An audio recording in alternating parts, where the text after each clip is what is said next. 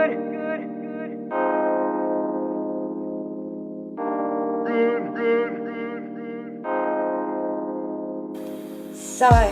talking about coastal carpet pythons, I think they are one of the most beautiful of our species in terms of their nature. And you know, they come in a lot of different colours these days because they've kind of integrated with other species out there as well over the years because they've got such a broad range of area.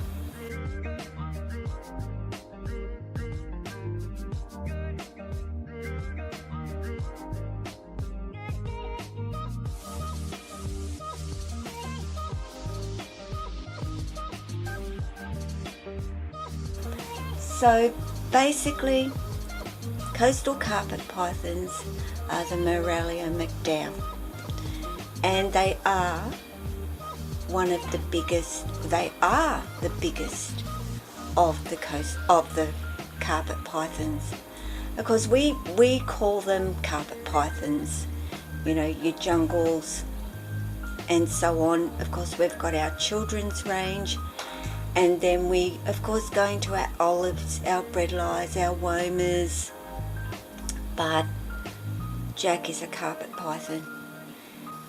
So, you know, for that first year, they can be a little bit of a bugger and nip. And I've never actually gotten nipped on the hand, but certainly try.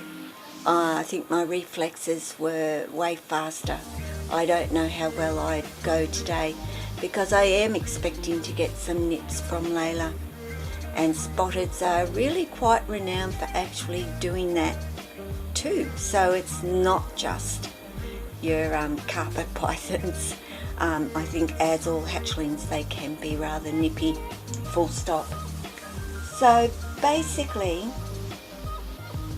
you know, they're generally that tan colour and, you know, with browns, some paler patterns, but they tend to have always the dark edging around their pattern. Whatever it is, they've always got that dark edging around it.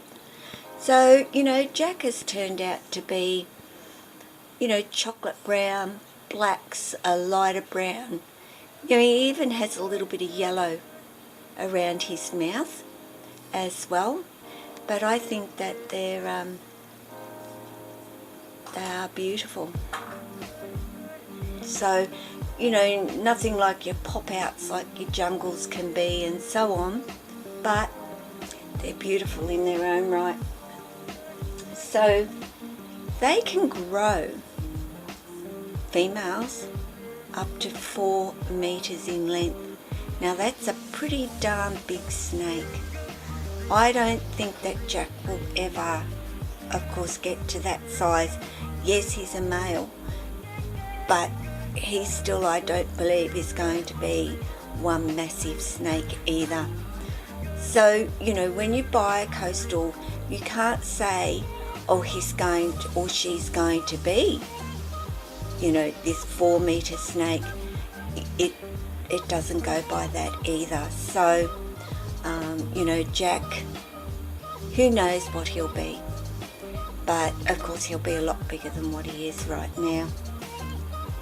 So they have quite a large range, and that starts from northern Australia and extends all the way, well, it goes all the way up to Cape York, which is right up the top of our country, and goes all the way around into South Australia. Oh no, sorry, they don't.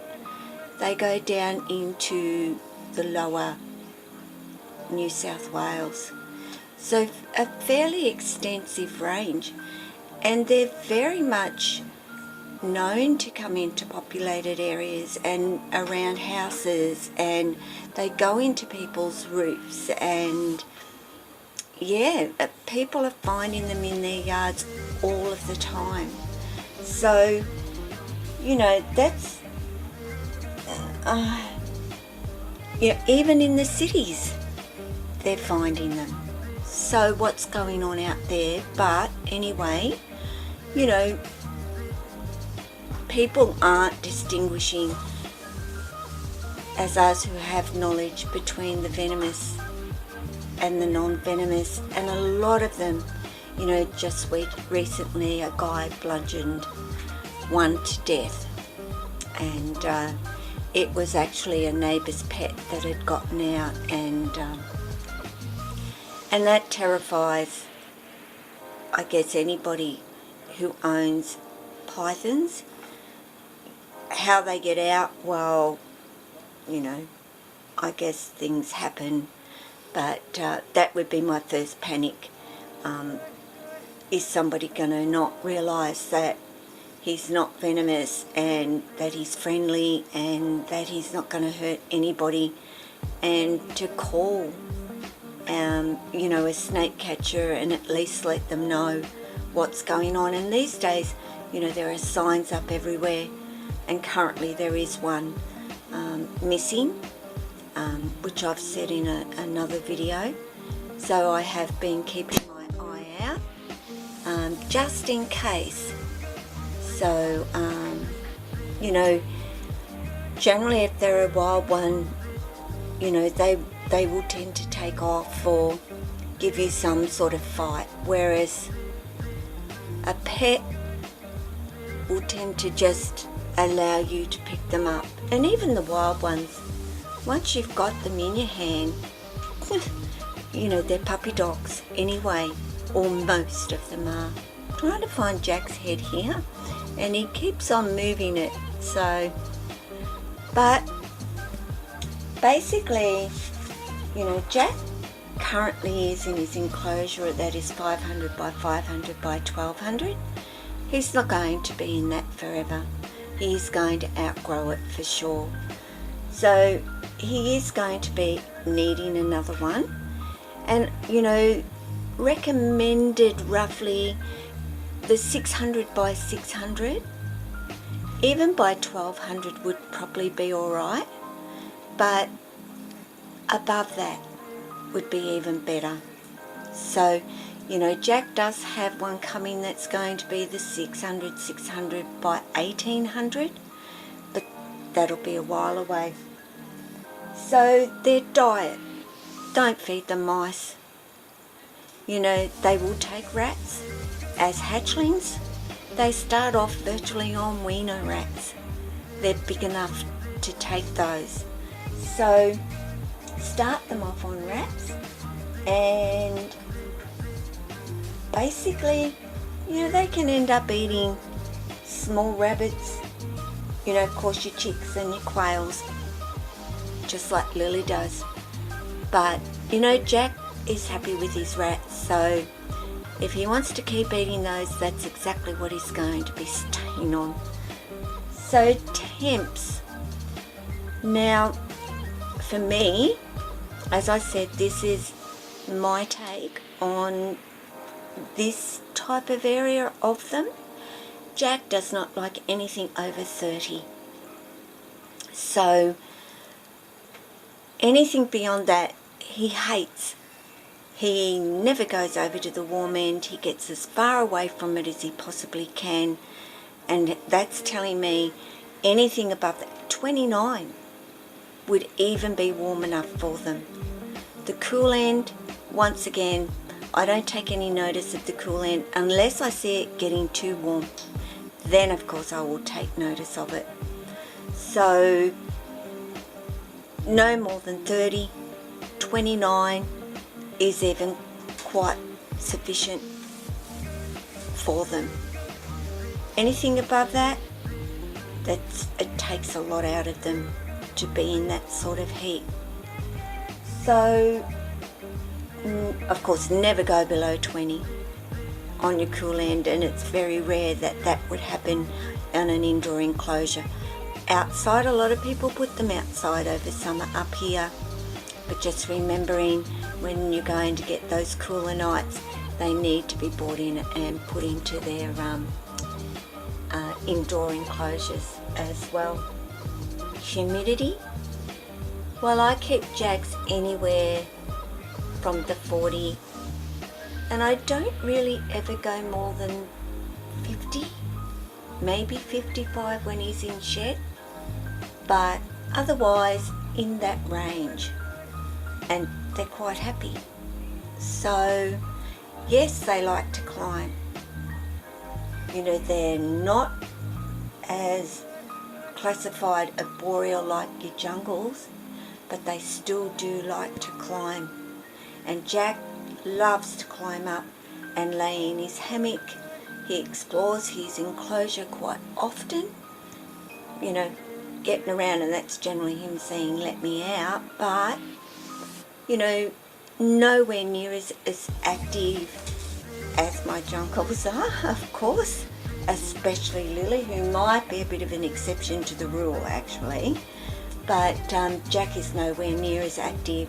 He's a really mellow, cruisy guy and doesn't exert very much energy.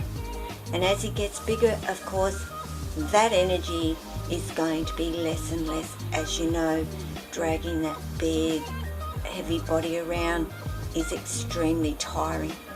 Whereas Lily is trim, slim, slender, fast. Jack, you know, he's doing well, he's feeding well. I've never had any issues with my coastals ever eating. So, you know, if you're ever thinking about coastal carpets, that's my take on them. I think they're amazing, and you know we can't get our retic, massive snakes, and I don't think I would even have a retic in my life myself personally, but I love them. I love big snakes. So, you know, of course your olives, they are massive. I love them, as I do all of the snakes here in Australia. I don't know if I would personally ever have one myself due to time, space, and so on. I think, you know, the bigger your snake, most definitely you put a lot more time in with them. They need the exercise, they need to do all that sort of stuff. So, you know, my guys keep me pretty busy most of the time doing for them. And yeah, I'm just going to let Jack cruise here for a little while out on the jungle gym. It gives him some time to spread out, stretch out his body. Not necessarily getting any exercise, but he's out, and that's what is important to me.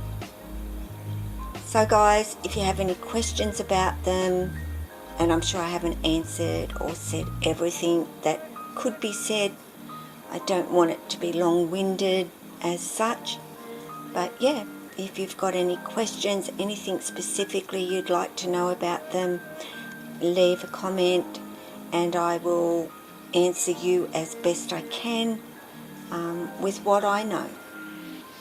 So guys, Jack and I will say ciao, and can I come around this way, sweetie, so we can see your cute little face, which is what it is, you know, pal.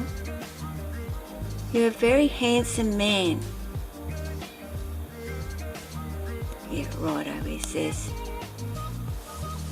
Okay guys, ciao.